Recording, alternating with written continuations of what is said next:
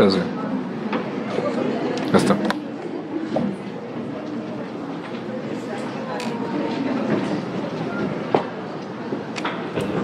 Bueno, ¿estuvo bueno el break o no? Listo. Vamos a comenzar el último módulo que está relacionado a la parte de soluciones de controversia, tanto en la Organización Mundial del Comercio como en la Comunidad Andina.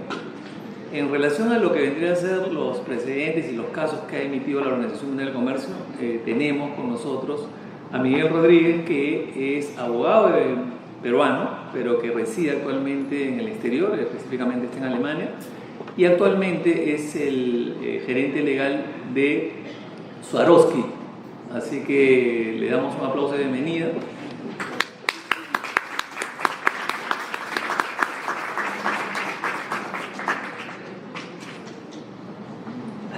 Muchas gracias.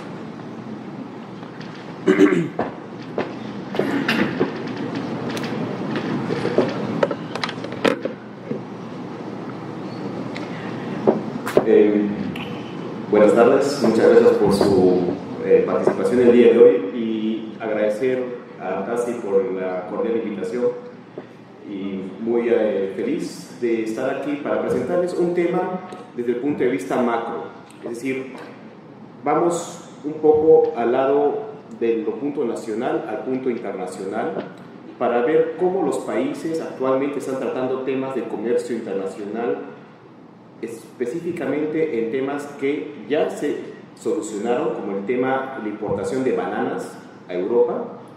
El segundo tema es casuística en el tema de cómo contemplan los países actualmente China como un mercado abierto o no abierto para temas antidumping.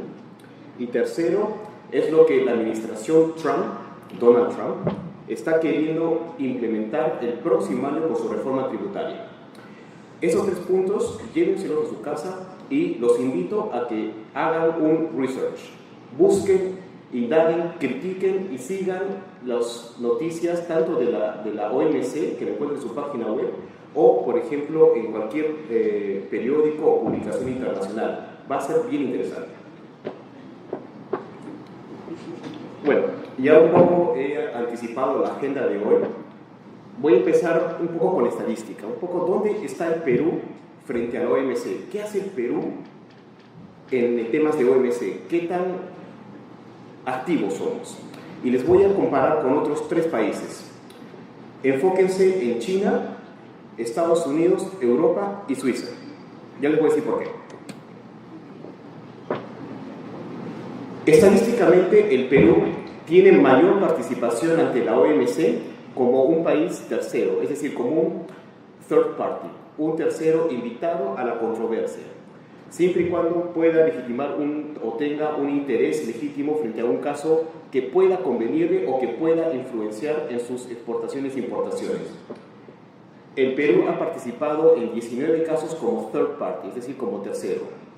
Activamente como demandante ha participado 5, es decir, Perú ha demandado 5 veces a países de la OMC para lidiar con temas, por ejemplo, de agricultura, con temas de antidumping, por ejemplo. Chile fue un caso de ellos, que fue vinculado al tema, si no mal me acuerdo, el tema IGB. Fue hace como 6-7 años donde se cerró el tema. Situémonos en Perú y viajemos un poquito hacia China. ¿Por qué digo China?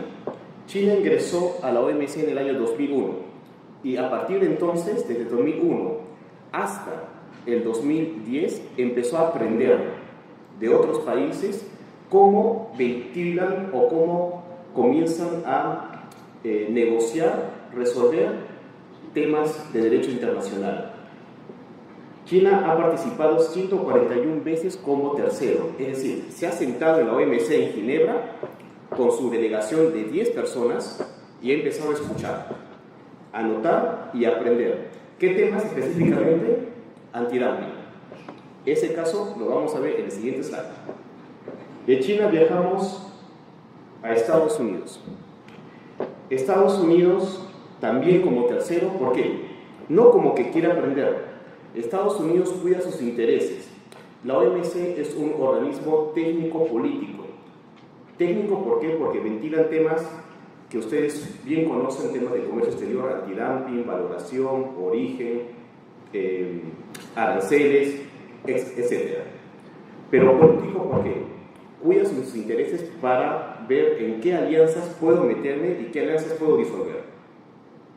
Específicamente en temas de antidumping, Estados Unidos es un participante muy activo en ese tema. 115 veces ha participado Estados Unidos en temas de la OMC, es decir, ha demandado a terceros países porque, digamos, está no violando, pero sí impidiendo su desarrollo o intereses en temas de comercio exterior. De Estados Unidos pasamos a Europa. De igual manera, Europa cuida sus intereses y tiene también casi la misma participación como tercero, como demandante, como demandado. Y como último, nos vamos a un lindo país donde los subsidios agrícolas existen y actualmente se aplican de una manera indirecta: Suiza. Si ustedes ven, Suiza no ha sido demandado durante este tiempo desde que la OMC se estableció, año 1995. Los subsidios agrícolas en Suiza existen desde antes de la OMC. Su pregunta, o su dice, ¿por qué Suiza no es demandado? Porque no afecta los intereses de los países principales que son Estados Unidos, Europa, China. Suiza es un hub financiero, tributario, por sus beneficios, pero también contribuye a otros temas relacionados, por ejemplo, al tema de transferencia tecnológica. Los países no lo ven como un país como para demandarlo. No obstante, existen subsidios agrícolas que son violatorios del tema de la OMC. Los invito a que hagan el research, está en inglés y en español, sobre el tema subsidios agrícolas suiza. Anótenlo, háganlo en Google y con gusto podemos en una oportunidad ver esos temas específicos de subsidios agrícolas en Suiza. Bueno,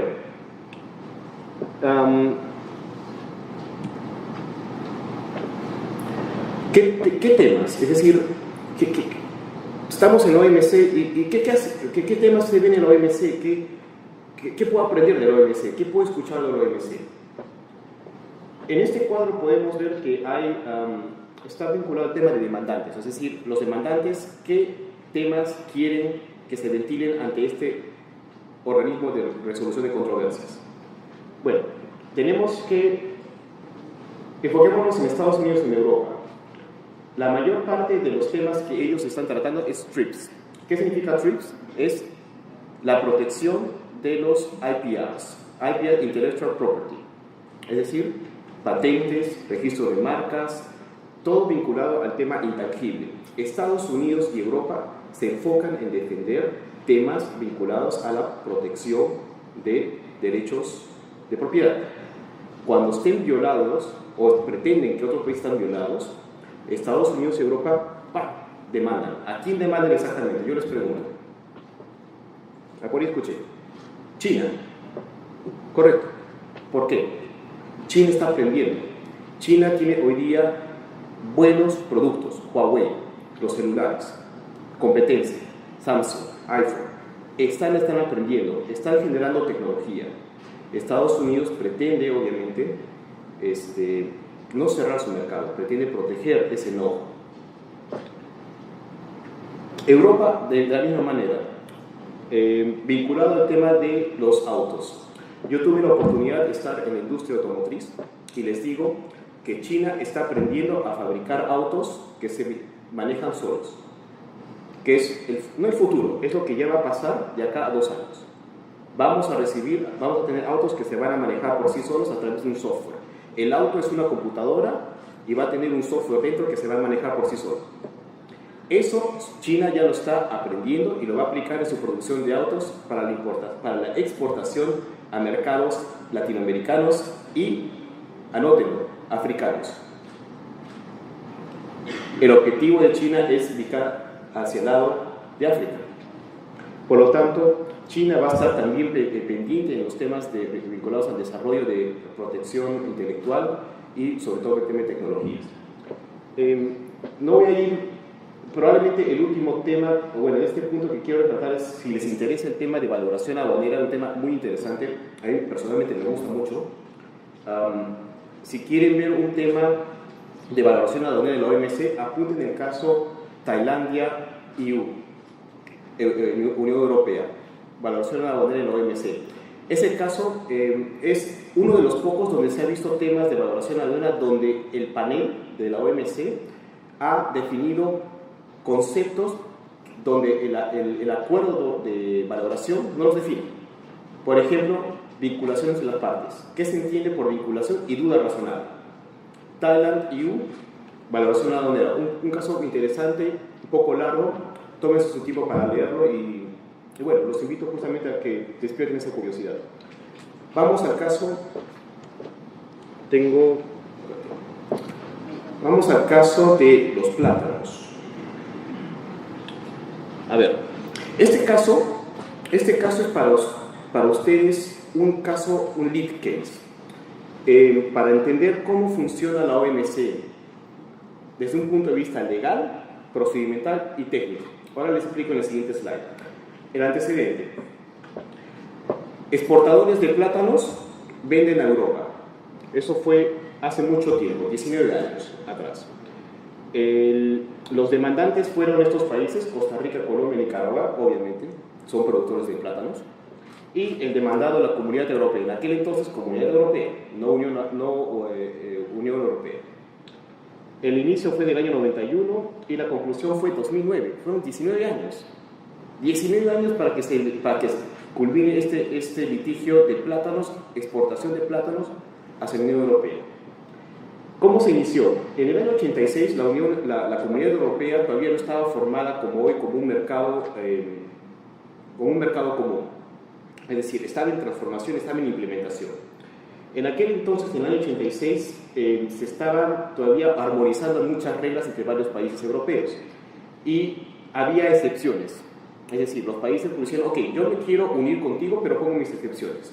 Y las excepciones están ahí, arancel de 20%, es decir, algunos países dijeron para la importación de plátanos, yo no tengo un arancel del 20%. ¿Quién dijo eso? Bélgica. Yo quiero eso. Perfecto. Alemania dijo, no, yo libero mi mercado. ¿Cómo? 0%. Vengan plátanos a mi país. Quédense con ese concepto. Alemania, 0%. Francia, Gran Bretaña y Portugal y España mantuvieron restricciones.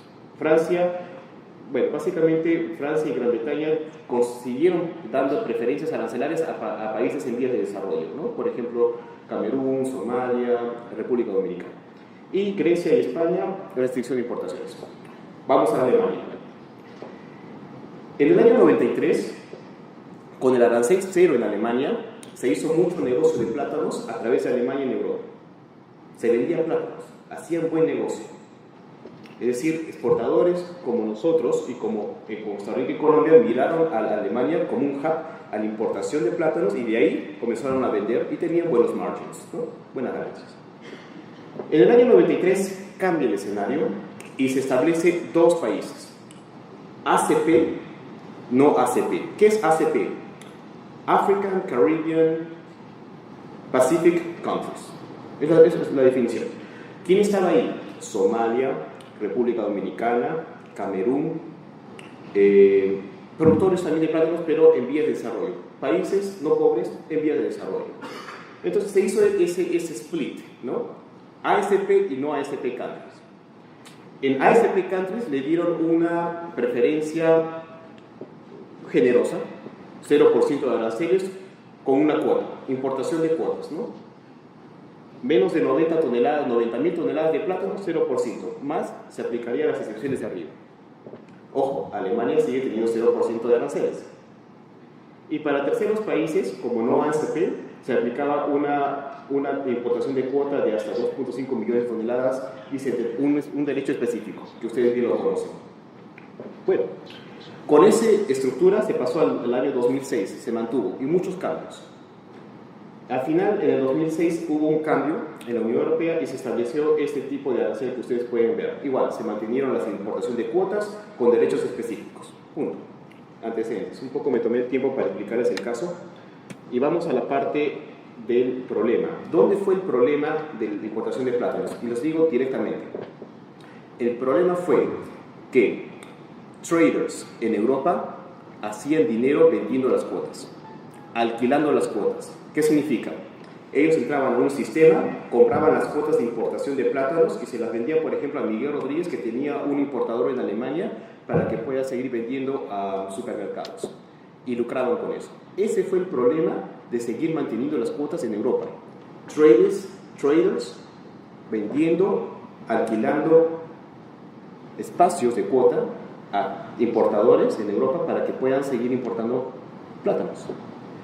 Por esa razón, el tema de los plátanos fue un tema político. Legal, clarísimo, discriminación. Discriminación entre países latinoamericanos y productores. Se puede defender desde el punto de vista del derecho internacional. Discriminación clarísima. El procedimiento hasta el panel del GATT, antes de la OMC, dijo, sí, discriminación. ¿Qué pasó? ¿Por qué no se implementó? Porque el GATT, antes de la OMC, decía, tiene que haber consentimiento de todos los miembros. Nunca hubo consentimiento. ¿De quién no hubo?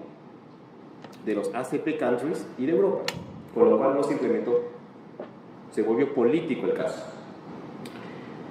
Por eso, en el procedimiento se vincula banana 1, banana 2 como un split entre antes de la GATT y después de la GATT. Después del GATT, GATT era el acuerdo, ¿no? Antes del 95, después del 95 ya fue la Organización Mundial del Comercio. Y así se ventiló este caso de bananas en ese tránsito de creación de la OMC antes y después. Concretamente, el tema de bananas fue un tema político y fue el continuo lobbying que se hizo a los traders en Europa para evitar que esta importación de cuotas se mantenga lo más largo posible. Y lo lograron. 19 años con un sistema de cuotas que benefició a los traders, a los que alquilaron las cuotas, pero perjudicó al consumidor. Pregúntele, o bueno, cuando tenga la oportunidad de ir a Europa, pregúntele cuánto costaban los plátanos hace 10 años en Europa. Costaban un montón. La importación de cuotas, ese sistema de cuotas, lo que hace es que los precios se incrementen. El consumidor, nosotros, vemos perjudicados. Ese es la moraleja o el mensaje de este caso. La importación de cuotas perjudica a los consumidores porque sube los precios. El alquiler de cuotas y licencias, lo cual generaba incremento en los precios de importación de plátano. ¿Dónde lo encontraron eso? El panel. Lo van a encontrar ahí y lo establecieron claro. La solución. Un tema político se resolvió no por la vía legal. Pueden contratar a los mejores abogados, las mejores interpretaciones. No se resolvió por un tema legal. ¿Quién ayudó a resolver el caso? Pascal Lamy, el director de la OMC. Gracias al procedimiento de controversias de la OMC, los países pueden solicitar al director de la OMC apoyo. Yo voy con el director como presidente, como Colombia, y le digo, por favor, ayúdame a resolver este caso político, lidéralo. Y es lo que hizo. Good Office Procedure, apúntenlo. Este es un procedimiento que está en el artículo 5 de la OMC. No sé si lo van a encontrar en la CAN, desconozco, o en otro organismo, pero la OMC permite resolver problemas así. Vas directamente a la cabeza y la cabeza lo resuelve. Pascal Lamy fue el director de la OMC en aquel entonces. ¿Y cuál fue el resultado? Una negociación multilateral. Se sentaron todos. Cuesta tiempo hacer una negociación. Imagínense, ahorita ponemos de acuerdo para salir juntos a la Comar. Toma tiempo. Va a tomar tiempo y mucha energía. Eso lo logró Pascal Lamy con una negociación multilateral que se llamó el Geneva Trade Bananas Agreement. ¿Y cuál fue el Geneva Agreement on Trade Bananas? Que está en el lado derecho. ¿Y cuál fue el resultado?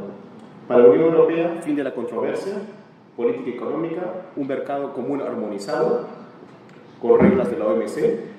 Para los ACP countries, arancel cero, se siguieron beneficiando. Para los países latinoamericanos como el Perú, fue un tariff-only regime, es decir, chao cuotas. Ahora se van a aplicar aranceles. Un arancel específico, concretamente. Y permitió el inicio de las negociaciones Free Trade Agreements. Es decir, esa cuota de 114 toneladas puede bajarse. ¿Cómo?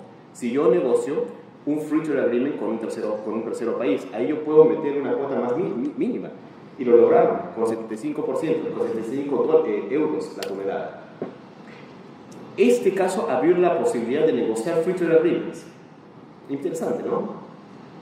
Y para los consumidores, reducción de los precios del plátano. Todos plátanos ricos y sobre todo baratos.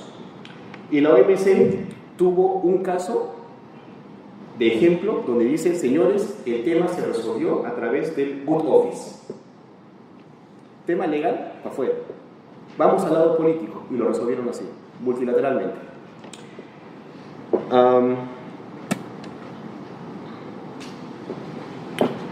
China y su reconocimiento como economía, mercado para controversias antidumping.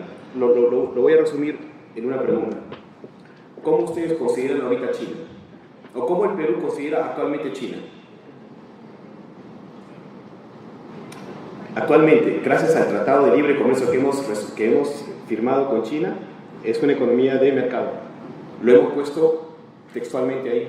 Punto. Europa y Estados Unidos no tienen free trade agreement con China. Y ese es el problema. No le reconocen su calidad de economía de mercado a China para temas antidumping, ¿no? ¿Y por qué? Porque Europa y China utilizan los antidumping para seguir encareciendo los productos chinos en sus mercados de destino. ¿Y cómo? Bueno, pues, ustedes, si han visto temas de antidumping, Perino puede dar una cátedra muy buena de antidumping, ellos tienen que tomar valores referenciales de precio. Bueno, Estados Unidos y Europa no le creen a los exportadores pues de sus precios. Toman como referencia a terceros países. Y es así como determinan los antidumping. Y China dice, no, discúlpame, ya pasaron 15 años desde que yo me puse de la OMC, ya me debes reconocer como economía de mercado. Y hasta normalmente no lo hacen. Ya está ventilado. Señores, sigan este caso, va a ser bien interesante cómo termina. Se inició ahora en julio del 2017. Apunten este numerito de caso y síganlo. Está en inglés también y en español, está bien bonito. Estados Unidos no está involucrado aún, está en consulta. ¿Cómo? Como tercero país, está escuchando cómo China y Europa están ventilándose los temas, está aprendiendo, y cuando quiera es wait and see approach, y cuando quiera va a demandar. La OMC realmente es apasionante, es técnico y político, y es así como se ve actualmente también las empresas hoy en día, ¿no? La parte legal y política, no hay que olvidar ese approach. Bueno, el resultado es que tiene que haber un resultado. ¿Y cuándo va a demorar? Probablemente 2 años. O un poco antes.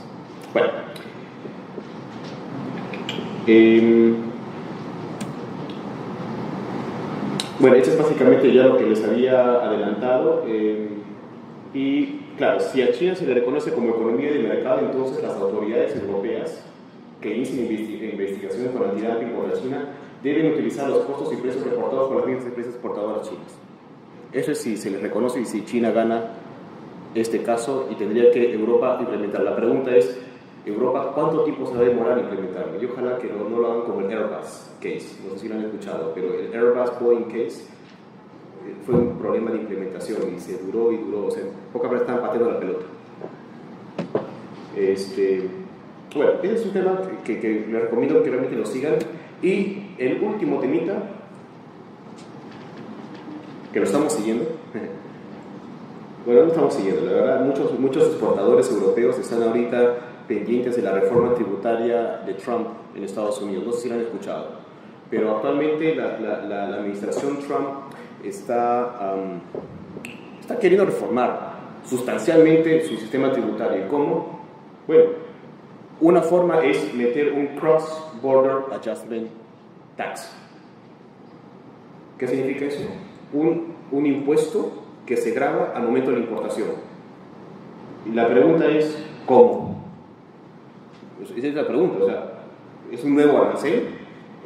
¿Es un nuevo impuesto indirecto? ¿Un IGB? Ojo, en Estados Unidos no existe IGB, pero va a funcionar como un IVA. ¿O El tercero, yo me inclino por el tercero. La reforma tributaria está prácticamente vinculándose al lado de que prohibir la deducción de costos de importación en el Corporate Income Tax. ¿Qué significa? Todos los costos de la importación, tu flete, tu seguro, todo lo que han hablado hoy en la mañana, ya todo lo que están pagando por eso en Estados Unidos, no lo van a poder deducir.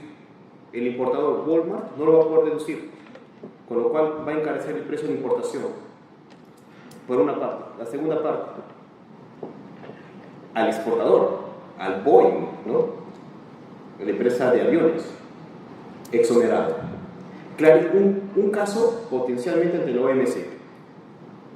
Va a la violación de no discrimination, de no discriminar, o subsidio a la exportación, el agreement de subsidios. Hay un bonito, en un artículo 5, en el artículo 5, 6 y 7, que define cuáles son, qué se entiende por subsidios a la exportación. Me inclinaría de que este caso es un potencial caso de la OMC clarísimo. Es más, hay buenos artículos, hay un artículo que he escrito, y entre otros también que he escrito sobre el tema de este cross-border adjustment de Trump.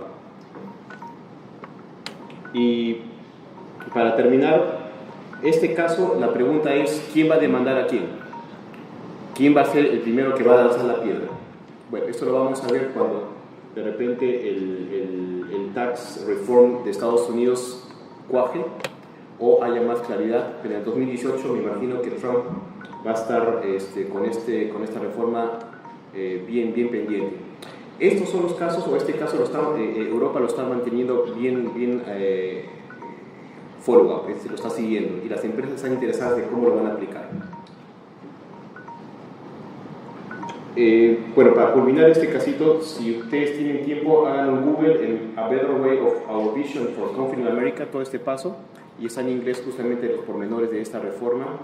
Y bueno, más bien muchas gracias por su atención. Si no hay preguntas o más comentarios, les agradezco su atención y muchas gracias.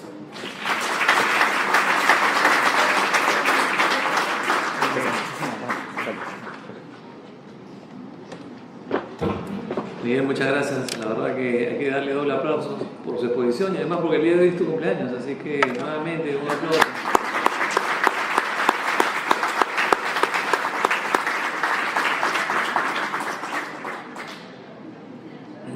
Bueno, muchas gracias. Ahora vamos a pasar a la ponencia de Pierino Stucchi, él es socio senior del Estudio Muñiz, y él nos va a hablar acerca de los casos, pero que están relacionados con conflictos de comercio internacional en la comunidad andina. Así que muchísimas gracias, Pierino, te dejo para que puedas poner tu tema.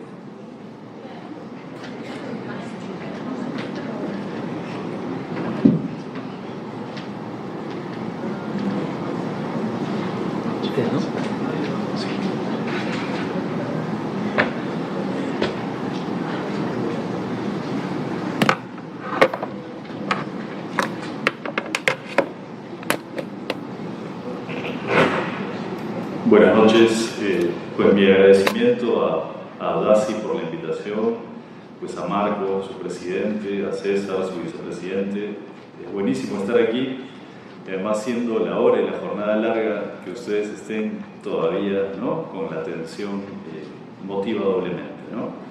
Es un gusto compartir la mesa también con distinguidos expertos en Derecho del Comercio y el Derecho Aduanero.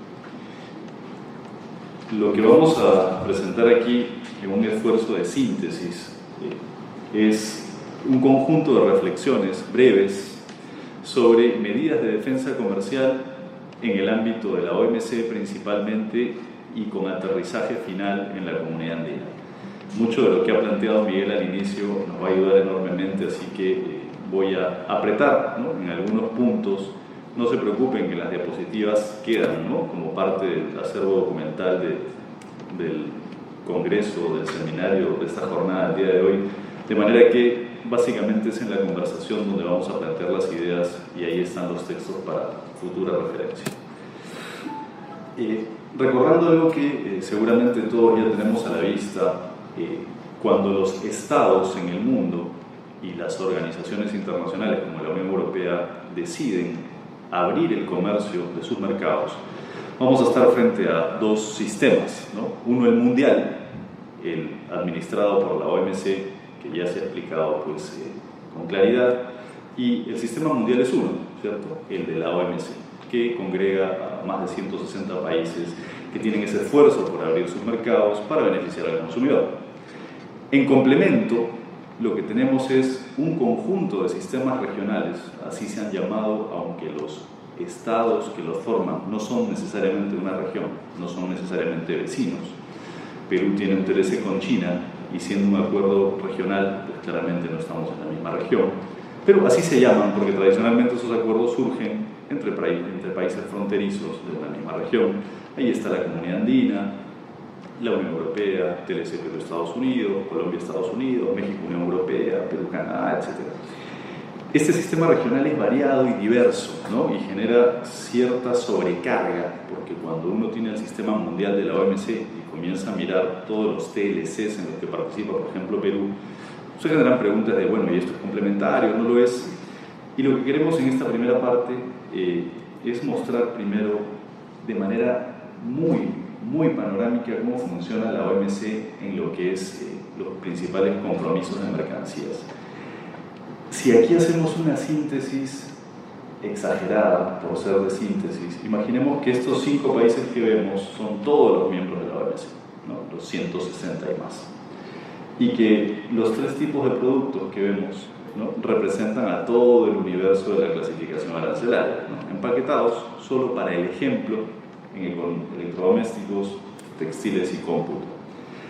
Uno de los principales compromisos en mercancías para liberar el comercio en la OMC, consideramos que es el fundamental, es el que se llama el de consolidación de aranceles, donde los estados, los miembros, o la Unión Europea, que también es miembro, dice cuál es su tope arancelario como barrera al comercio en la importación. Y sobre ese tope no puede cobrar un arancel superior. Ahí en el ejemplo, largo, es un ejemplo, no es real necesariamente, pero es para simplificar, si el tope de Perú comprometido en la OMC fuera 20, eso significa que Perú, para electrodomésticos que se importan, podría cobrar 10% en la realidad, 7, 15, pero nunca más de 20, ¿cierto? Ese es su compromiso de arancel consolidado. Y en el caso de Japón para textiles, en el ejemplo, su tope es 5, podrá cobrar siempre un arancel menor hasta 5, pero no más.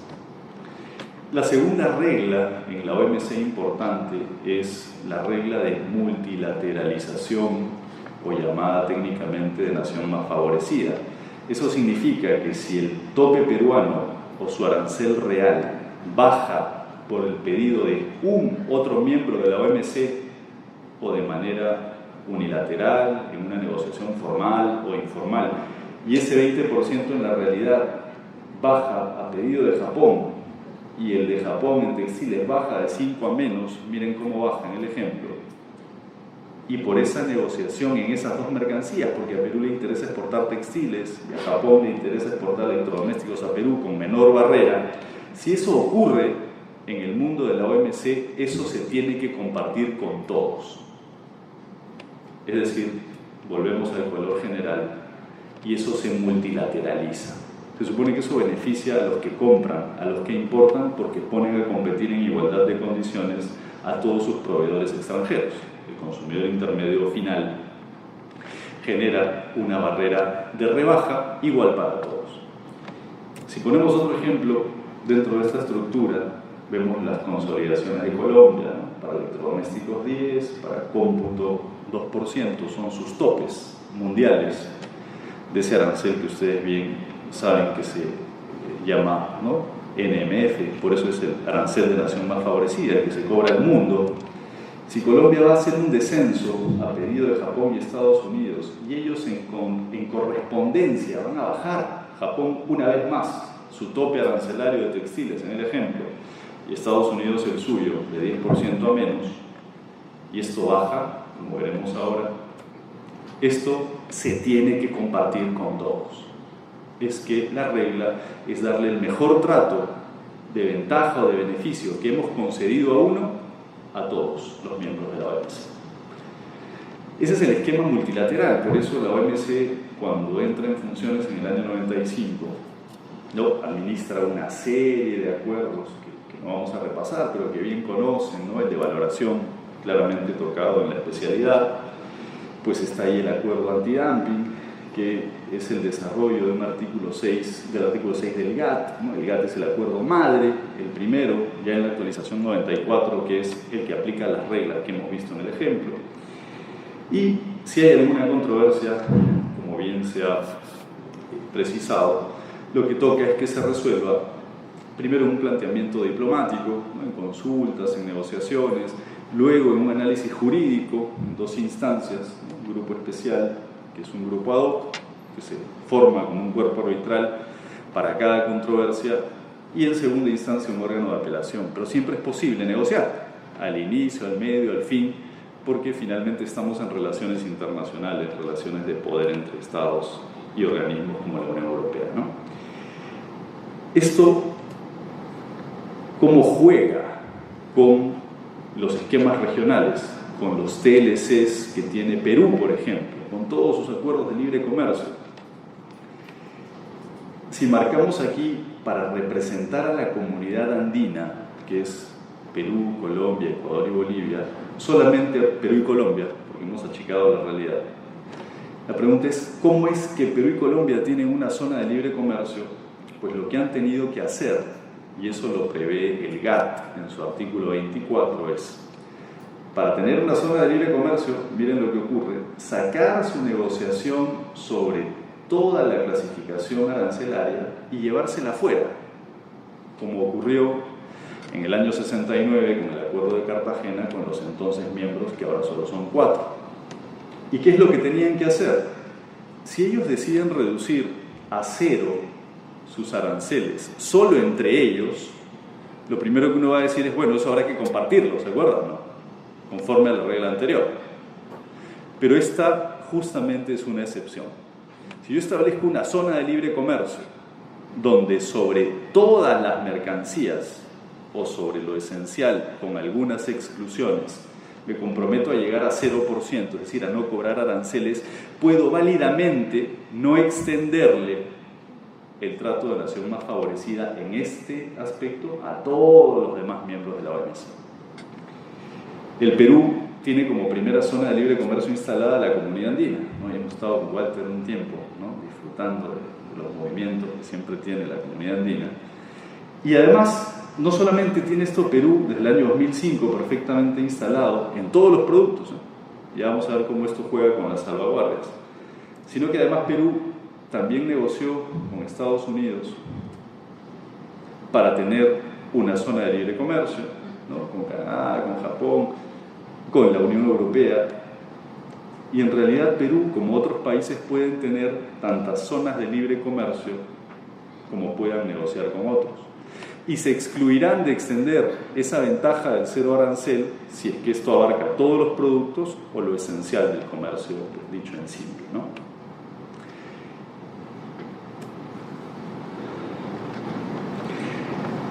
Un compromiso complementario cuando uno establece una zona de libre comercio es la desgravación progresiva, porque de inmediato no vamos a llegar a 0.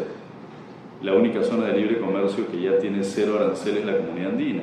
La zona de libre comercio en Estados Unidos está progresivamente en 17 años llegando a 0, todavía no está completamente instalada. Tampoco con China. En 10-15 años tendremos todo perfectamente instalado en 0%. Entonces los aranceles van cayendo progresivamente, y en el año 0, es decir, cuando está a punto de entrar en vigor un TLC como este, solo para ejemplificarlo, si el precio local de un país que tiene un TLC, ¿no? Si el precio local de un litro de vino es 4.5, ¿lo ven a la derecha? ¿Sí? Y en el año 0, llegando a ese país con un arancel de 50, el precio de importación de una botella de vino similar de un litro llega a 6, ahí no va a haber comercio todavía, ¿no? ¿Cierto? Se comienza a reducir y si en el año 5 el arancel cae a la mitad, pues la suma de 4 más 1 será 5, pero todavía es más barato el vino similar local, ¿cierto? Todavía no hay comercio. Si en el año 10 se pacta que en ese producto la desgravación progresiva, ¿no?, concluirá para ese momento, allí se activa el comercio si es que el precio del vino local siguió sin bajar sus costos, sin mejorar su calidad para dejar de ser similar. Y ese es el efecto que un TLC persigue, ¿no? Crear comercio para que los consumidores estén con más alternativas y mejor. Otro compromiso complementario necesario es evitar cualquier cobro que, no teniendo el nombre de arancel, pues tenga el mismo efecto, que son las típicas medidas pararancelarias. Si en el año 10 cayó el arancel y se inventa una tasa por uso de puerto equivalente a ese valor, otra vez volvemos a un precio de entrada de 6, y eso en principio está prohibido. No se pueden cobrar gravámenes que sean barreras, aunque no se llamen aranceles, ¿cierto? La siguiente regla complementaria es que pues estará claro que no se podrá cobrar algo que, no llamándose arancel, tenga el mismo efecto, pero tampoco se pueden establecer cuotas, como regla general, ya lo dijo Miguel, es decir, topes cuantitativos de importación, porque eso justamente es restringir el comercio y dejarle una cuota protegida a la industria nacional, cosa que es lo que no se quiere en este tipo de acuerdos, y tampoco exigencias irracionales, ¿no? Por ejemplo, pues lo que hacía Estados Unidos cuando antes del TLC le decía a Perú: mira, si tú luchas contra las drogas, le puedes exportar pescado en conserva, pero solo en envases flexibles. ¿Han comprado pescado en conserva alguna vez, cierto? ¿Cómo lo compran? ¿En qué envase? ¿En lata? ¿Alguien lo ha comprado en bolsa? ¿Envase flexible? Con esa sola exigencia, ese producto no iba a la góndola. Era un pescado en conserva para restaurantes, ¿no?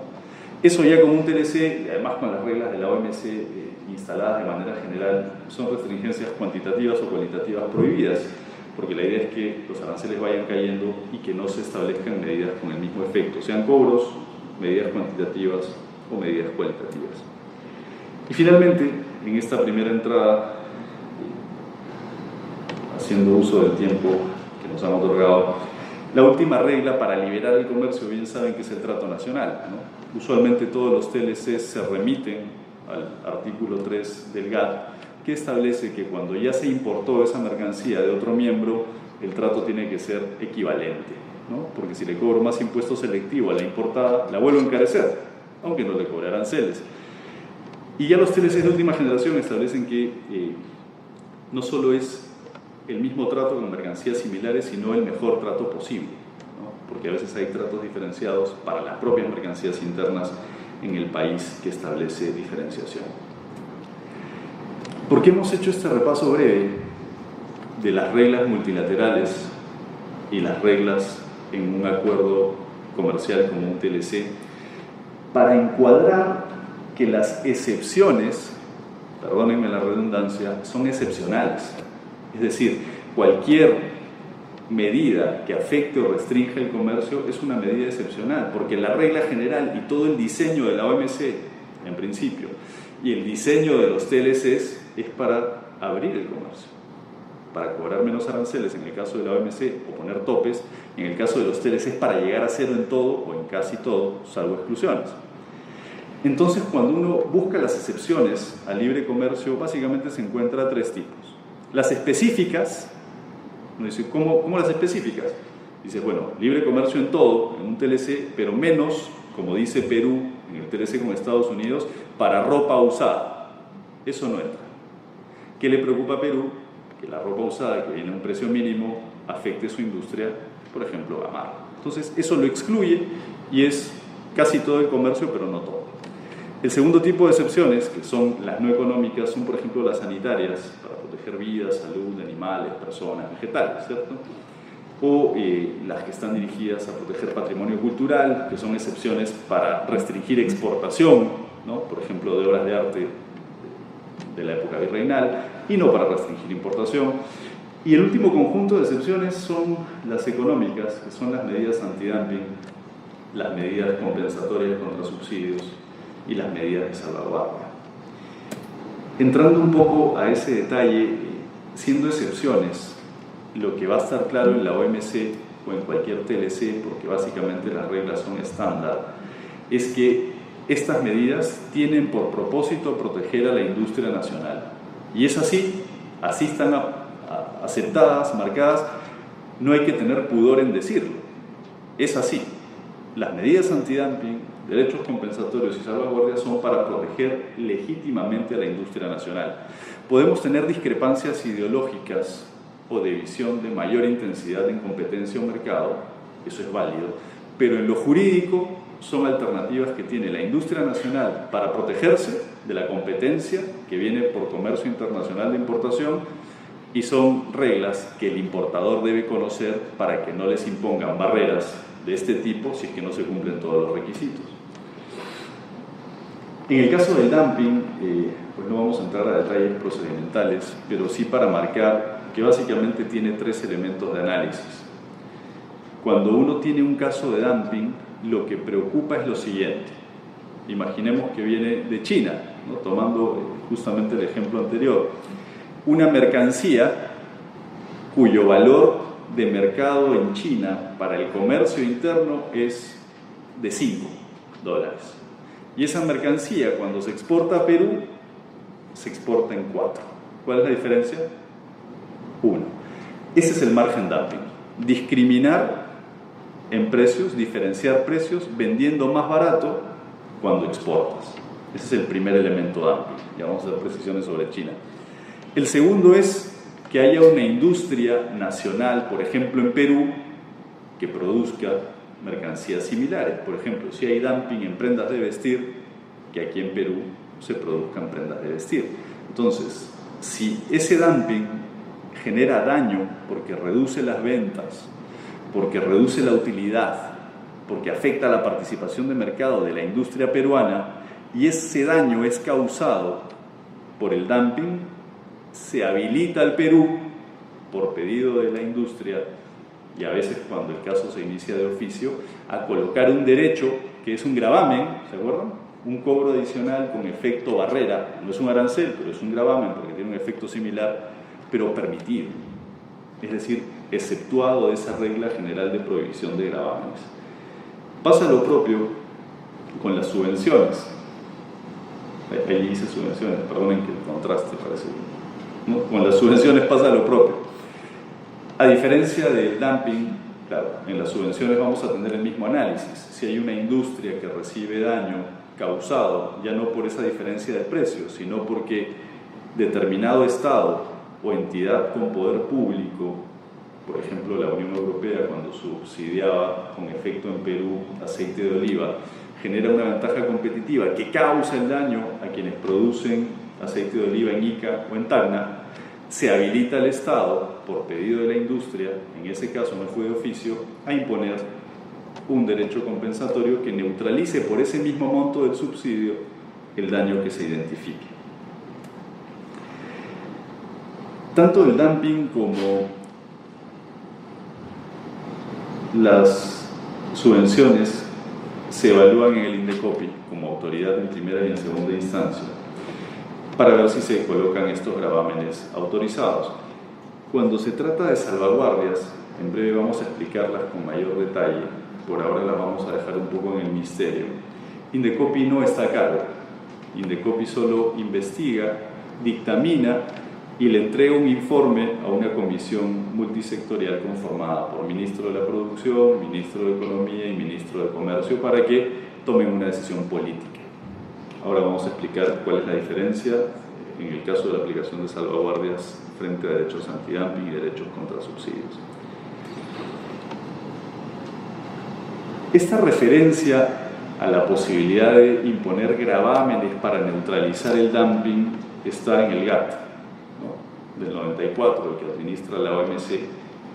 Insisto, ahí les dejo las citas, no para leerlas, sino para tenerlas ya como ayuda a memoria luego. Y se acuerdan que cuando hablábamos de dumping les planteaba que era la diferencia de precio entre el precio para el mercado interno frente al precio para la exportación. Si vendo más barato para exportar y eso le genera daño a alguien aquí, porque son productos similares, se habilita a poner un derecho antidumping equivalente a la diferencia. Pero en el caso de China, el Perú efectivamente ha reconocido que es una economía de mercado, con lo cual en principio no podría decir que no va a tomar el precio de China, porque si funciona en mercado va a poder comparar ambos precios, el precio de la mercancía hacia adentro de China y el precio de exportación a Perú. Pero el Perú ha utilizado una de las situaciones especiales que reconoce la OMC y la ha utilizado de una manera interesante. Lo que ha dicho es, en China hay mercado, pero hay una situación especial de mercado. Es decir, por alguna razón que podemos ver, por aquí un subsidio, por aquí los temas laborales, acá, en realidad estos precios, siendo que hay un mercado, no son consecuencia solo del mercado. Y entonces lo que hacen casos con China, que es el último caso de prendas, que es el que yo les ejemplificaba, es decir, toma un precio no para mercado interno de China, sino el de exportación a Estados Unidos. Que si el producto que se exporta a Estados Unidos está vendiéndose a 5 y el que llega a Perú se vende a 4, el margen de dumping es 1. Y lo que decían los exportadores chinos es, no, pues yo vendo a Estados Unidos más caro porque Estados Unidos paga más. Eso no es dumping. No, pero sí es dumping porque tomo el acuerdo y me permite hacer eso. Entonces, sobre la base de eso, el Perú ha tomado una de las dos alternativas. No reconstruye el precio chino, sino que toma otro precio de exportación y con eso tiene el dumping, la diferencia. Si exporta China más caro a otro país y más barato a Perú, ahí toma el margen dumping y si alguien se daña, coloca el derecho antidumping. Lo que pasó en ese caso, ya veremos más adelante esto, es que Indecopi finalmente dijo, sí hay dumping, bajo esta metodología, pero lo que no hay es daño, porque la industria nacional vende más, sube ligeramente su utilidad y aun cuando ha perdido participación de mercado como de 10 puntos, el mercado ha crecido, con lo cual si antes tenía, por ejemplo, 40% del mercado y ahora tiene 35% de un mercado que ha crecido 30%. No podemos asegurarle, dijo Indecopi en última instancia, una participación de mercado constante a nadie. Si vende más prendas y vende más en valor de dinero y tiene más utilidad, aunque sea ligera, aunque pierda participación de mercado, con uno que crece, eso no es daño importante, ¿no? Otro problema que tuvo en discusión, y aquí viene el enganche luego de este primer acercamiento a la OMC, otro problema que tuvo este caso de las prendas chinas en el Perú es que se aglutinaron una serie de productos de diferente naturaleza, ¿no? Por ejemplo, Indecopi dijo, las prendas que vienen de China son medias, polos, shorts, ropas de baño, ropa interior, vinchas, baberos, ropa de bebé y otras más. Y parte de la discusión de los importadores era decir, oye, este producto no es similar entre sí. ¿Cómo vamos a aglutinar una ropa de bebé con una media para jugar fútbol? Esa construcción del producto que se quiere probar como dampeado, que daña a toda la industria nacional, distorsiona la investigación. Y entonces ahí viene la utilidad en casos de dumping, que es la materia top 3 en la OMC en controversias, grosso modo. En el caso se tuvo que analizar las decisiones de paneles y del órgano de apelación justamente sobre cómo se construye el producto investigado. Y lo que tenemos allí es que, por ejemplo, en un caso entre Estados Unidos y Canadá, Estados Unidos abrió una investigación sobre todo tipo de madera. Madera para hacer muebles, madera entallada, madera torneada, madera para colchones e incluso madera para líneas férreas. Y lo que dijo la OMC, y eso avaló la posición de Perú en esa amplia constitución del producto investigado, es que en el acuerdo antidumping no hay nada sobre cómo considerar la amplitud del producto investigado. Y si no hay nada sobre cómo considerar la amplitud del producto investigado, dijo también la OMC en un grupo especial, en un caso entre Noruega y las comunidades europeas, que si no hay obligación de que las categorías de productos sean similares, las autoridades tienen la libertad de aglutinar todo tipo de productos en una investigación, y eso, siendo que no hay violación de compromiso internacional, nos lleva más bien a pensar, ¿habrá algún principio de derecho interno que aglutinar tantos productos que no se parecen entre sí se ve afectado? Y de hecho es un principio de proporcionalidad y razonabilidad. ¿Cómo va a ser una investigación sobre productos que no tienen ninguna relación entre sí? Aunque no haya compromiso en el acuerdo internacional, finalmente el Tribunal de Indecopi dice, oye, no, ¿Será que no hay compromiso ante la OMC de hacer algo razonable? Pero en el Perú tenemos que hacer cosas razonables. Si queremos que hay dumping en pantalones, que se analice el efecto del pantalón dampeado con el efecto de la producción en pantalones en Perú. Ese es un caso. Otro, baberos contra baberos. Otro, medias contra medias. Y el caso de oficio terminó anulado. Pero leyendo la OMC tenemos unas respuestas y leyendo el derecho interno también.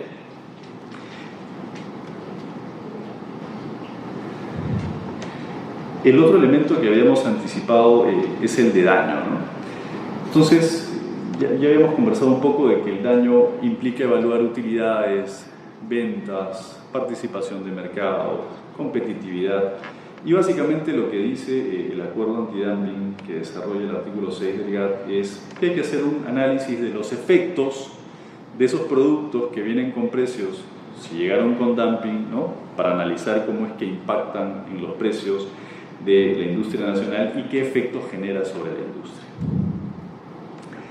Lo que claramente marca la OMC en sus pronunciamientos, en paneles, en el órgano de apelación, es que este es un nivel exigente de análisis. No es cualquier daño el que permite imponer un derecho antidumping. Es un daño que debe ser importante, porque recordemos que el gravamen que es el derecho antidumping es excepcional, ¿no? Porque la regla es el comercio libre. Entonces, no es solo que bajé 3% en ventas, no es solo que achiqué mi participación de mercado en un contexto de crecida. Todos los indicadores en conjunto tienen que darnos la mirada de que hay un deterioro real. ¿Por qué? Porque del otro lado está el consumidor, ese que va a terminar pagando más. Cada vez que se le pone un derecho que encarece a un polo que viene de China en el mercado nacional, el que tiene menos recursos paga un polo más caro. Claro, eso beneficia a la industria, es parte del derecho en el Perú sobre la base del derecho de la OMC, pero debe ser un daño importante. No cualquier daño es el que habilita una imposición de este tipo de gravámenes. Finalmente, la relación causal es como obvia, ¿no? Porque si no es el dumping o las subvenciones las que generan el daño, entonces ese derecho, ¿qué va a corregir? Nada, simplemente va a ser puro encarecimiento. Y allí, básicamente lo que dice la OMC en reiterados paneles es que no hay una metodología específica ni una plantilla o un modelo para analizar el daño y la relación causal, pero sí se deben explicar suficientemente las otras causas que generan el daño a la industria para ver si el dumping o la subvención generan el daño o pueden ser otras causas. Y aquí les pongo otra vez un ejemplo peruano que se resolvió leyendo la OMC. Teníamos un caso iniciado por Indecopi sobre subsidios al algodón estadounidense, ¿no? Quedó acreditado que el algodón que venía de Estados Unidos tenía un subsidio y quedó acreditado que la industria nacional, los productores de algodón peinado para hacer telas, recibían un daño. Es decir, subían las importaciones de algodón estadounidense que venía subsidiado y a los algodoneros peruanos les iba peor, con lo cual había una correlación. Esto parecía que ya daba lo suficiente para imponer un gravamen, derecho compensatorio equivalente al subsidio y neutralizar el efecto. Pero lo que ocurría en este caso es que, si bien el descenso de precio del algodón estadounidense por el subsidio era de 10%, el tipo de cambio que había empeorado generaba que en los últimos 5 años la ventaja de precio del algodón estadounidense fuera de 20% adicional y la caída del arancel por aplicación del TLC fuera como de 20% además. Con lo cual, ¿cuál era la causa del daño? ¿El subsidio o el tipo de cambio deteriorado más la desgravación arancelaria que implica un TLC hasta llegar a cero? Pesados los efectos generados por las causas, mirando las decisiones de la OMC, se llegó a la conclusión de que aun cuando se quitara el subsidio o se colocara el derecho compensatorio, la ventaja del algodón estadounidense se iba a mantener porque estaba basada en tipo de cambio y en arancel que se había desactivado. Ese caso se tuvo que archivar. Acercándonos ya al final, algo que está siempre en discusión es el examen de los derechos definitivos. Les doy una idea interesante.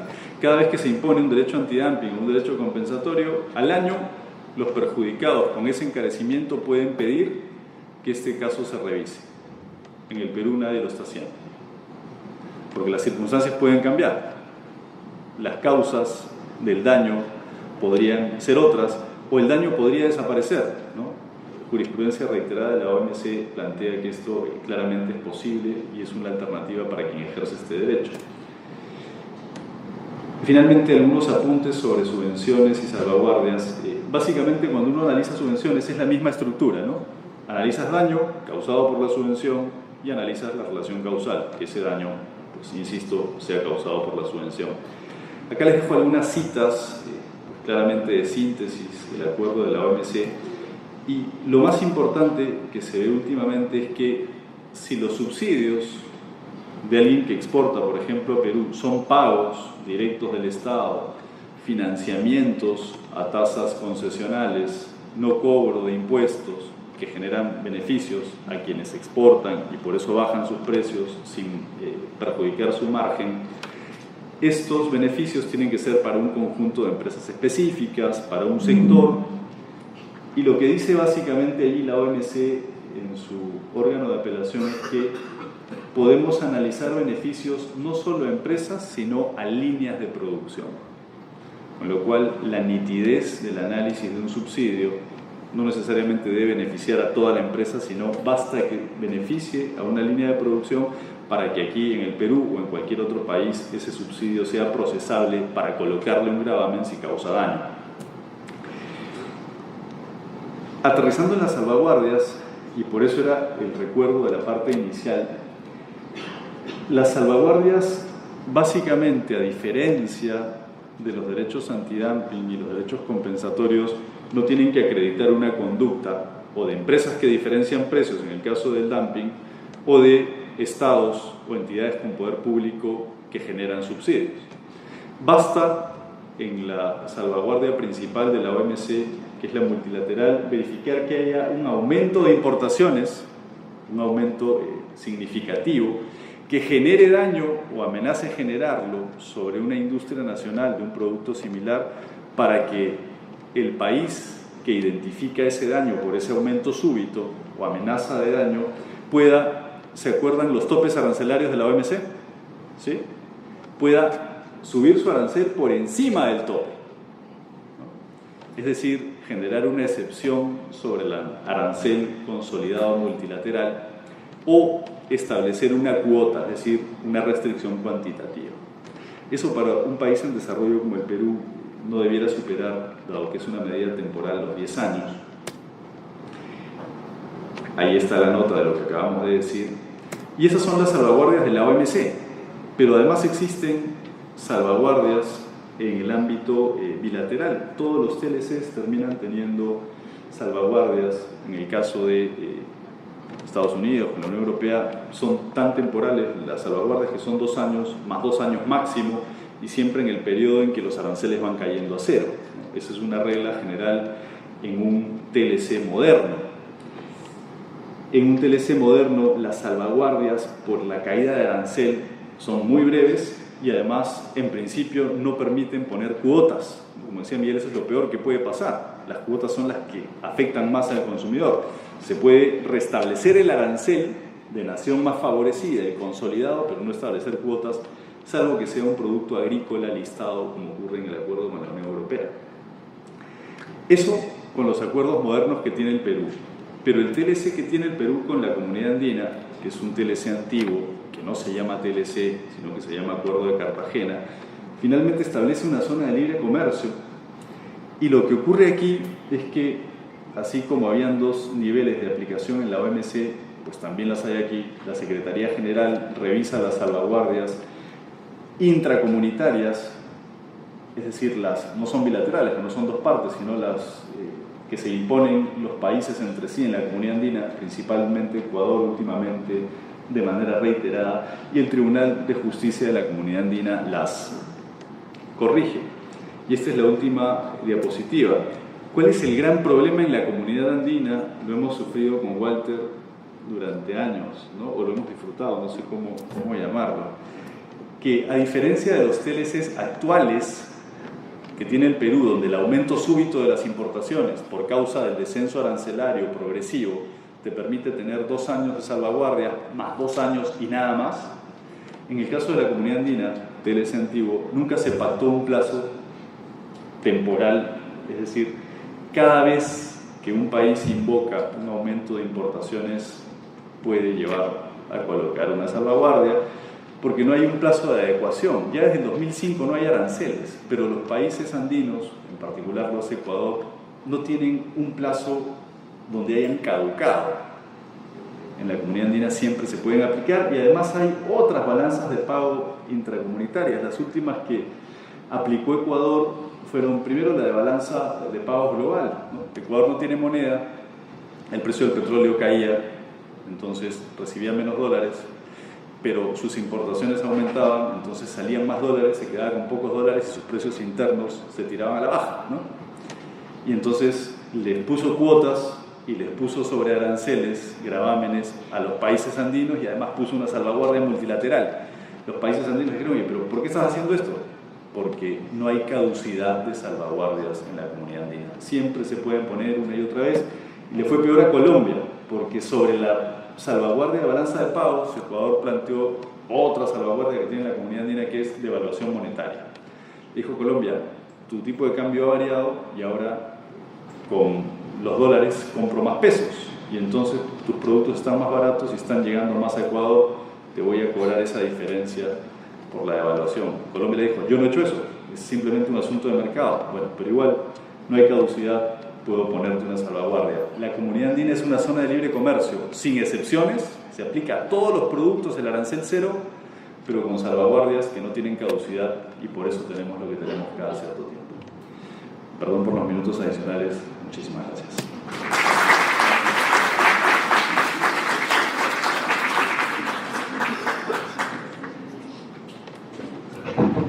Muchas gracias, Pirino.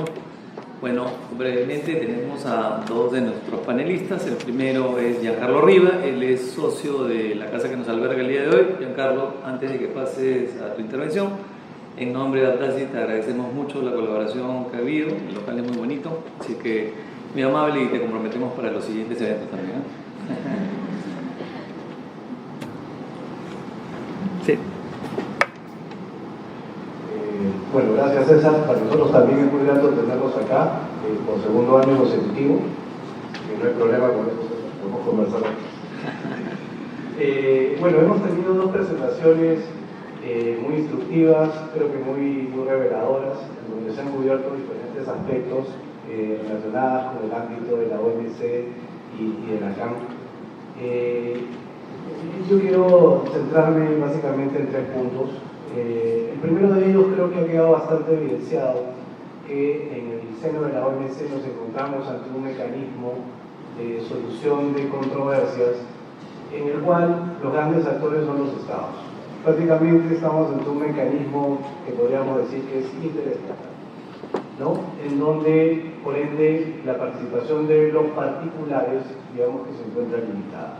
Eso no quita que, sin duda, detrás de los pronunciamientos que puede tener la OMC y en estos organismos de solución de controversias, se tengan muy en cuenta los intereses de los grandes agentes económicos que actúan a nivel de las naciones y el mundo mundial, ¿no? En el caso de la CAM tenemos una situación, digamos, distinta, ¿no? Porque aquí sí encontramos, digamos, vías en las cuales los particulares pueden tener acceso, ¿no?, a una solución de controversias. Pueden ser accesos directos, ¿no?, como por ejemplo el caso de las acciones de incumplimiento, en donde probablemente Walter nos va a contar un poco al respecto. Pero también existen vías indirectas, ¿no?, que son aquellas que se ejecutan a través de los jueces nacionales, ¿no?, y que finalmente permiten llegar a la Comunidad Andina a través del Tribunal de Justicia, que justamente estaba queriendo en uno de sus slides. Y me refiero concretamente a un mecanismo que es el de la interpretación prejudicial, ¿no? Y es importante porque, digamos que a partir del 2013 en el Perú estamos, digamos, siendo testigos de cómo comienza el Tribunal de Justicia de la Comunidad Andina a expedir este tipo de interpretaciones, ¿no?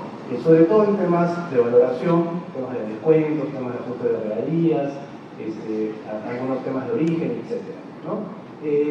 Predominantemente las resoluciones del tribunal están vinculadas con temas de propiedad intelectual, ¿no? Entonces hemos comenzado ahí a ver una variación y que finalmente es consecuencia de la judicialización de algunos temas aduaneros que hoy día pues, llegan finalmente al Poder Judicial.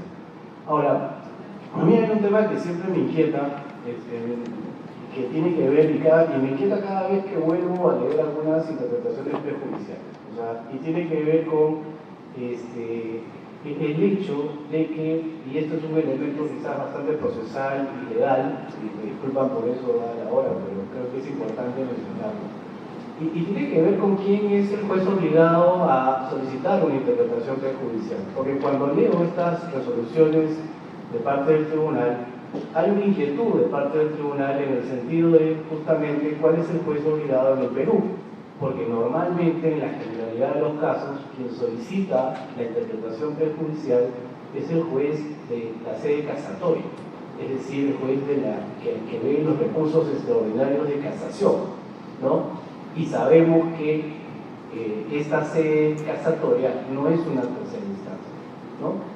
Y tenemos una posición reiterada del Tribunal de Justicia en el sentido que el juez obligado a solicitar la interpretación es el juez en la última instancia ordinaria, ¿okay? Y si eso no fuese así, tendría que ser, o sea, digamos, lo que tenemos aquí es una situación en donde si la tercera instancia, la sede casatoria no es tercera instancia, uno podría pensar que el juez obligado es el juez de la instancia ordinaria, es decir, de la Corte Suprema. Entonces ahí tenemos un tema, ¿no? que yo creo que vale la pena mirar, sobre todo pensando desde la perspectiva de la economía procesal, ¿no? O sea, imagínense si de aquí en adelante ese juez, que no es el de casación, comienza a solicitar las interpretaciones prejudiciales, ¿no? Entonces, ¿qué impacto podría tener y qué tipo de casos llegarían a casación? Porque sabemos que es una instancia muy particular en la que no todos los casos deben llegar, porque existe el filtro dependiendo de la infracción de repente a una norma o una interpretación equivocada, etc., ¿no? Después, finalmente hay un tema de dumping, antidumping, que yo quería siempre poner un poco sobre la mesa, y es, no sé tú qué opinas, Perino, la verdad que nos puedes contar un poco tu opinión, pero en el tema del antidumping, bueno, me queda claro que existen gravámenes autorizados. Pero a mí también hay un tema que me inquieta mucho y tiene que ver con la naturaleza del derecho antidumping, ¿no? Porque ciertamente la ley antidumping lo que busca es, digamos, eliminar esa distorsión, ¿cierto?, que se genera producto del ingreso de un producto con un precio reducido, ¿no? Entonces hay una distorsión. Sin embargo, para fines tributarios sabemos que en el Perú, por un decreto supremo, ¿cierto?, se dice que tiene naturaleza de multa. Y eso tiene un impacto muy importante en parámetros tributarios, porque evidentemente eso no es objeto de deducción. Y esto no sucede en otros países, en donde claramente el derecho antidumping no tiene naturaleza de multa, sin embargo, tenemos un decreto supremo de norma expresa que así lo calcula. No sé qué opinas, con eso yo termino, César. Pues ahí está. La verdad que excelentes reflexiones, todas, ¿no? La tradición judicial que comparto y esta última de la naturaleza del derecho antidumping. En principio, creo que un reglamento no tiene el nivel normativo para calificar algo como multa, con lo cual ese reglamento podría ser desde inconstitucional por un principio de jerarquía normativa, contrario al principio de legalidad. De hecho, un proceso para evaluar dumping no es un proceso sancionador, porque el que hace dumping, si no afecta a nadie, no está cometiendo ninguna infracción. De hecho, ni siquiera es jurídicamente competencia real. Un procedimiento dumping es un procedimiento donde se corrige un efecto económico porque los estados en relaciones internacionales se han reservado ese derecho.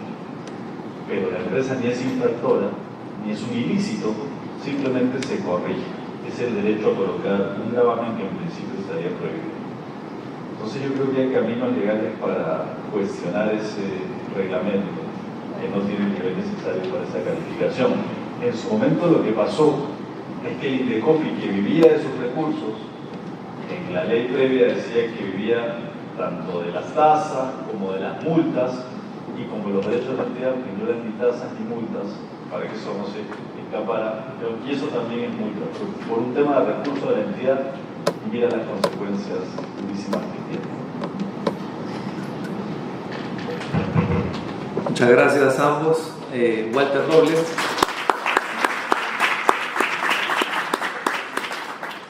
Walter Robles también ha trabajado en la comunidad andina, él es socio del estudio Chacopar, Baker & McKenzie, así que nos va a hacer algunos comentarios también. Gracias, Walter. Gracias, buenas noches. Con relación al tema de lo que me toca en esta parte del encargo, está referido básicamente a lo que son las acciones que se pueden plantear a nivel de la comunidad andina. Básicamente, el poder recurrir a una instancia que es el Tribunal de Justicia de la Comunidad Andina. Como ustedes saben, a nivel de la comunidad andina, nuestro país, como país miembro de la comunidad, establece una serie de normas, como son las decisiones, que son normas que forman parte del ordenamiento de la legislación de cada país. No basta que sean publicados en la Gaceta de la Secretaría para que estos sean de plena aplicación, y por lo tanto los países miembros deben acatar las disposiciones que ellas mismas han decidido incorporar como parte del ordenamiento comunitario. A pesar de ello, sin embargo, hay casos en los cuales los países toman distancia de este ordenamiento y en algún momento ellos mismos de libre voluntad decidieron adoptar, y producto de tomar distancia de ese ordenamiento genera situaciones que pueden afectar a los particulares, que obviamente se basan en ese ordenamiento jurídico establecido a nivel comunitario que forma parte de la legislación nacional. Pues bien, frente a esa situación, justamente existe esta instancia que es el Tribunal de Justicia de la Comunidad Andina, en las cuales los particulares pueden recurrir a ella cuando se ven afectados por una decisión de un país miembro al vulnerar el ordenamiento jurídico comunitario. Y eso se plantea básicamente mediante una acción de incumplimiento, en la cual el particular puede recurrir a esta instancia comunitaria para cautelar la plena vigencia y aplicación del ordenamiento jurídico a nivel andino. Y en esa medida uno puede recurrir no solamente cuando se emitan normas que contravienen el ordenamiento jurídico, o cuando se dejen de omitir o se omitan normas para cumplir con el ordenamiento jurídico, sino también puede plantearse una acción de este tipo frente a actos como pueden ser, por ejemplo, informes técnicos o legales que puede emitir una institución a través de una entidad en un país miembro, o un memorándum que contraviene una disposición. Estos informes o estos memorándum que son contrarios al ordenamiento jurídico, pues pueden ser llevados vía una acción de incumplimiento ante el Tribunal de Justicia de la Comunidad Andina. Por lo tanto, no necesariamente una acción de incumplimiento supone la preexistencia de una norma que contraviene una norma. Puede ser un acto, cualquier acto que vulnera o contraviene el ordenamiento jurídico andino. Entonces, eso es un tema que me parece muy importante destacar para ver hasta dónde qué puede ser materia de una acción de incumplimiento. En ese contexto, obviamente, frente a una situación como esta, hay ciertos requisitos que cumplir. Uno de ellos es que no tenga yo sobre este tema un litigio o esté litigando sobre este tema a nivel nacional, en los foros nacionales. Es una condición importante para yo poder recurrir al Tribunal de Justicia vía una acción de incumplimiento. Otro requisito es que tenga un dictamen emitido por la Secretaría General de la Comunidad Andina para efectos de ir con ella ante el Tribunal de Justicia. Cabe señalar que para ir al Tribunal de Justicia hay una etapa previa que yo debo seguir ante la Secretaría General, en la cual yo planteo un reclamo que formulo frente a una acción de un país determinado como particular, y la Secretaría va a emitir un dictamen que puede ser favorable o no, pero hay una situación muy importante, que si la Secretaría, por ejemplo, en un plazo de 75 días no se pronuncia, yo puedo recurrir inmediatamente al Tribunal de Justicia de la Comunidad Andina. Es decir, no es necesario esperar que se emite ese dictamen.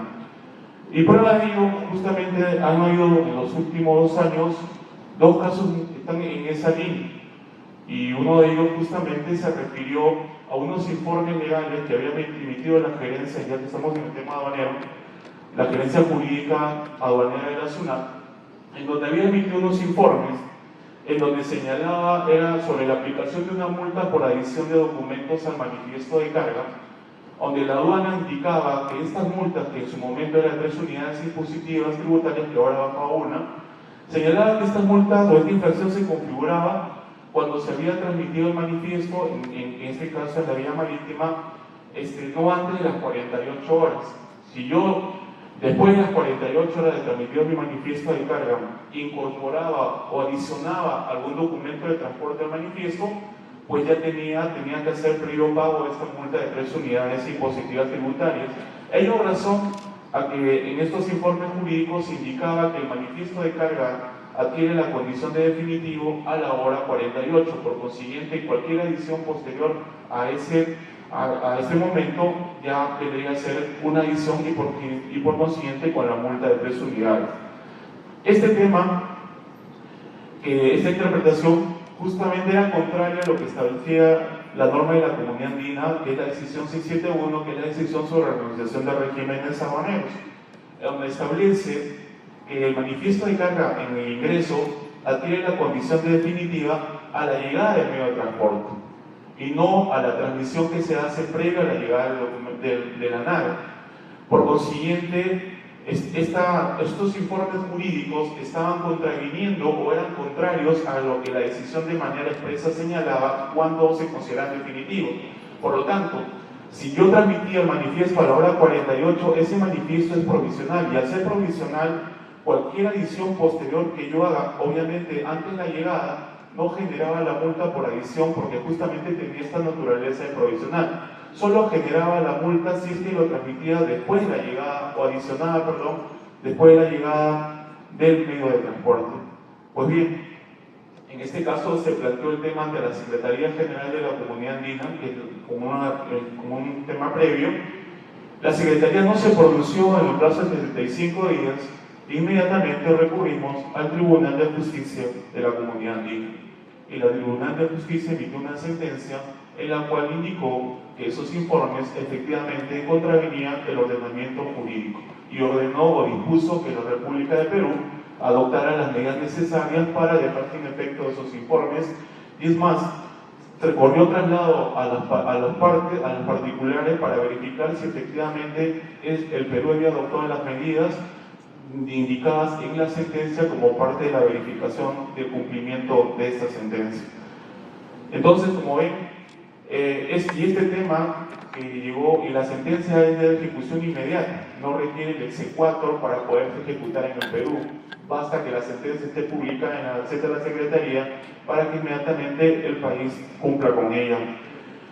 En ese sentido, entonces, creemos que esta es una instancia muy interesante, sobre todo si lo vemos a nivel aduanero. Hoy en día, prácticamente los principales temas que nosotros nos toca trabajar, el tema de nomenclatura está basado en una decisión de la Comunidad Andina. Nuestros aranceles, su estructura se sustenta en una norma andina, donde establece los temas de los 8 dígitos y los 10 dígitos, todo eso se reposa en una norma andina. El tema de valoración, la decisión 571, el acuerdo del valor de la merced ha sido adoptado por esta decisión y tiene su reglamento, y es una norma andina. Y en el tema de regímenes y operaciones aduaneras, a partir del año junio del 2010, tenemos la decisión 671, y es parte ya del ordenamiento jurídico y tiene una característica muy importante. Esa decisión, cuando se trabajó sobre la base del convenio de Kioto revisado. Cuando sale el decreto legislativo 1053, que entra en plena vigencia en octubre del 2010, recoge esta decisión que a su vez tomó todo el ordenamiento que ya prevé el convenio de Kioto revisado. Toda la terminología que hoy día ustedes pueden ver en el convenio de Kioto revisado está recogido en la decisión 671 y a su vez en nuestra legislación hoy día nacional aprobada a partir del decreto legislativo 1053.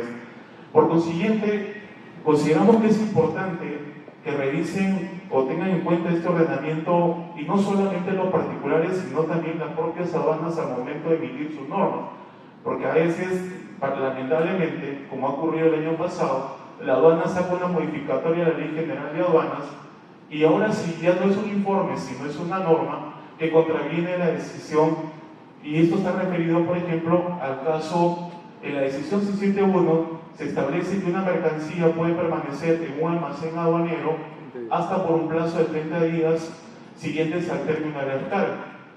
Se entiende que ese plazo es un plazo mínimo y a partir de ahí cada país puede ampliar los plazos de acuerdo a lo que considera conveniente. Sin embargo, el Perú ha aprobado la decisión 235, el decreto legislativo que modifica la Ley General de Aduanas, y ha establecido que el plazo ya no es 30 sino ahora es 15. Obviamente, esa norma legal está yendo en contra de la decisión 671 de la Comunidad Andina, y frente a eso se ha interpuesto un proceso de este tipo, y a la fecha ya la Secretaría General ha emitido un dictamen favorable. Lamentablemente los dictámenes de la Secretaría no tienen carácter vinculante, por consiguiente el país no está obligado a acatar, y eso hace necesario que tengamos que ir al Tribunal de Justicia como así se ha hecho. Y es muy probable que el Tribunal de Justicia, porque es un tema objetivo, no requiere mayor análisis jurídico, determine pues que esta norma en su momento ordenará que Perú modifique esta norma legal, porque de manera evidente está contraviniendo esta norma jurídica comunitaria. Por consiguiente, hay muestras palpables y reales que recurrir a esta vía puede inclusive ser más corta de ir a una vía judicial en la que probablemente nos pueda demorar no menos de 4 años un proceso judicial, más aún cuando la SUNAT, a veces uno hiciera por ya consigna, se va hasta la casación, y eso es un tema que puede venir fácil 4 o 5 años en adelante. Muchas gracias. Muchas gracias, Walter. Vamos a entregar unos pequeños recuerdos. Y bueno, para finalizar la jornada del día de hoy, que ha sido bastante extensa, pero estamos más o menos por la hora. Teníamos que terminar a las 7, nos estamos pasando solamente unos 20 minutos, así que muchas gracias.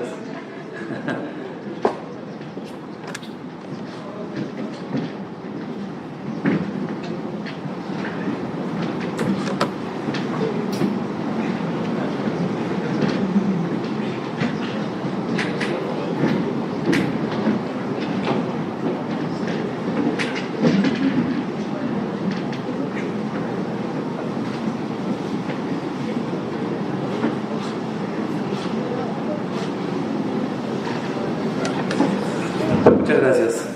Bueno, para dar por concluido esta jornada, para darlo por concluida, invitamos al doctor Eduardo González, que es socio senior del estudio Muñiz, y además es el past presidente de APTASI, para que nos dé la palabra de justamente despedida.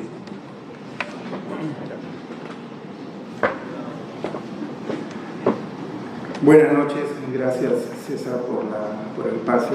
Queridos amigos, Irino, Giancarlo, Walter, bien, gracias por su exposición. Breves reflexiones para dar por concluida esta sesión, que ha sido además de extensa, muy provechosa. Primero, felicitar a toda la Junta Directiva presidida por el doctor Marco Guamán por esta excelente organización del evento. Soy testigo de todo el esfuerzo que ustedes como Junta Directiva y jóvenes valores del derecho aduanero que están trabajando también con APTASI han podido hacer realidad este evento. Gracias a Iguay y a Giancarlo Riva por la colaboración continua. Gracias a ustedes por haber asistido a lo largo de todo el día y acompañarnos a estas reflexiones que se han hecho, que estoy seguro van a calar mucho en todo lo que es el desarrollo de su pensamiento sobre lo que debe ser el derecho aduanero. Y agradecer también la oportunidad que tenemos de poder desarrollar esta especialidad. Muchos de nosotros, tal vez de una manera a veces fortuita. Yo siempre cuento a mis amigos, y lo he hecho también a mis hijos, que yo soy abogado de esta especialidad producto de un cigarro. Y así lo cuento yo. Yo trabajaba en un estudio de abogados, que no es el que actualmente trabajo, y estaba en remodelación. Tenía otra especialidad. Yo estaba en ese momento muy convencido de que quería ser un abogado laboralista. Lo que pasa es que en el año 91 el derecho laboral casi no existía, ¿no? Ya empezaban las grandes reformas para la flexibilización del derecho laboral. Pero ahí estaba yo convencido que en algún momento iba esto a cambiar. Y en esa remodelación, este amigo que estaba trabajando se le ocurre fumar un cigarrito delante de todo el trabajo realizado de cultura, etcétera, y se incendia ese estudio y por lo tanto dejé de trabajar ahí. Caminando luego un poco desconsolado porque ya mi especialidad se veía truncada, me encuentro con un gran amigo, hoy también un especialista en Derecho Aduanero, que estaba postulando a la segunda promoción de la Escuela Nacional de Aduanas, la gloriosa Escuela Nacional de Aduanas, en la que se iniciaba un proyecto simpaticísimo y muy importante, canalizado por una nueva administración aduanera en cabeza de Carmen de Gaona, para formar por un año a los nuevos aduaneros que iban a incorporarse al staff de SUNAT, ¿no? Y así fue. Así que a partir de ese momento soy con mucho orgullo un abogado de derecho aduanero. Y espero que muchos de ustedes que están acá presentes también lo puedan interiorizar, porque esta es una especialidad fabulosa. Y dos reflexiones para terminar. Una de ellas tiene que ver con Abdacia, con este gremio.